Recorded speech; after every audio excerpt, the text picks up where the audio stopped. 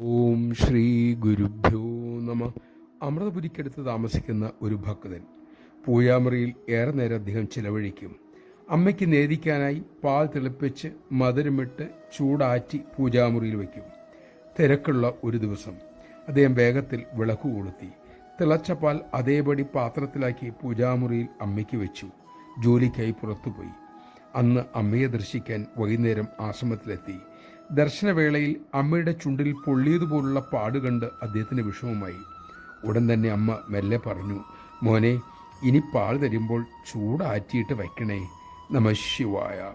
നമ്മുടെ ചിന്തകൾ പോലും അമ്മ അറിയുന്നുണ്ട്, സ്വീകരിക്കുന്നുണ്ട്. അപ്പോൾ പിന്നെ പൂജാമുറിയിൽ നാം സമർപ്പിക്കുന്ന കാര്യങ്ങളുടെ കാര്യമോ എന്തും ഭക്തിപൂർവം അമ്മയ്ക്ക് സമർപ്പിക്കാൻ നമുക്ക് സാധിക്കട്ടെ.